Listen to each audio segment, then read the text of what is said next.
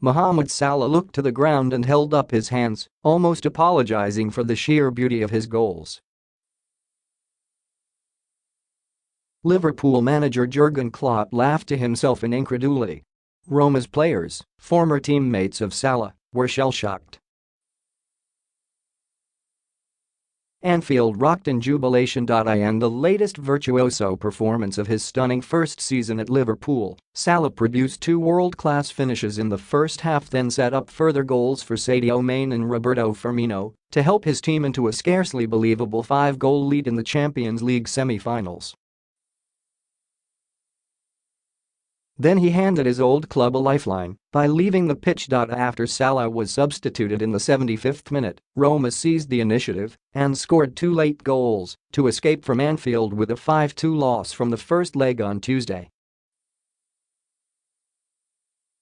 The Italian side has already shown in this season's competition that a 3-goal deficit can be overcome. Just 2 weeks ago, Roma beat Lionel Messi's Barcelona 3-0 in the Stadio Olimpico to advance from the quarterfinals on away goals. Liverpool has been warned ahead of next week's second leg. The tie is not over. We have already proven that against Barcelona, Roma coach Eusebio Di Francesco said. Whoever doesn't believe in a comeback should stay home. That applies to the fans in the stands as well. There was a strange atmosphere after the final whistle of one of the most extraordinary Champions League matches. Liverpool had just become the first team in 23 years to score 5 goals in one leg of a semi-final, yet its players left the field thinking it was an opportunity lost. Roma's fans, meanwhile, sang loudly and proudly long after the final whistle. They had been given unlikely hope. "We have to work again in Rome now, that is no problem," Klopp said. "There would have been work if we had won 5-0.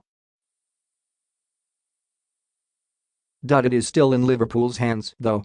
Especially with Salah in the team. Egypt forward's display was as exquisite as Roma's defending was naive, with his 2 goals moving him on to 43 goals for the season in all competitions.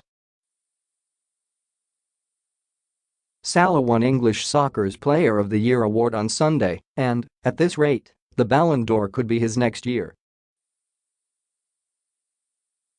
His first goal came after Roma striker Edin Dzeko gave up possession cheaply in Liverpool's half. The ball made its way to Salah, who cut inside from the right edge of the penalty area and curled a shot in off the crossbar, near to the post.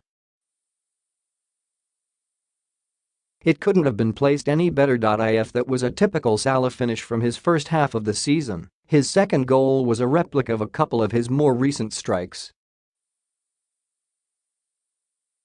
Firmino timed his through ball perfectly, and Salah outpaced Juan Jesus before applying a dinked finish over goalkeeper Alisson, just like he did to eliminate Manchester City in the quarterfinals. Outstanding, pretty much undefendable, Liverpool manager Juergen Klopp said of Salah, who he signed from Roma for €42 million, then $47 million, in June. "He is playing a season that is not normal." Salah didn't celebrate either of his goals out of respect for his former teammates, but he made them suffer by setting up goals for the other members of Liverpool's devastating forward line. Taking advantage of Roma's recklessly high defensive line, Salah provided right-wing crosses for and Firmino to score almost identical, close-range goals in the 56th and 61st minutes, respectively. Salah, Firmino and have now scored 28 goals between them in this season's Champions League, more than every other team that has taken part in the competition. When Firmino glanced home a header from James Milner's corner in the 69th to make it 5-0, Liverpool had scored 5 goals in 33 minutes either side of halftime, and Roma's players were on the floor, literally in the case of its distressed goalkeeper, Alisson. The semi-final looked over with 110 minutes remaining. However, Klopp took off Salah in the 75th minute and Roma suddenly began to swarm all over the home side, outshooting them 8-1 in the final 15 minutes.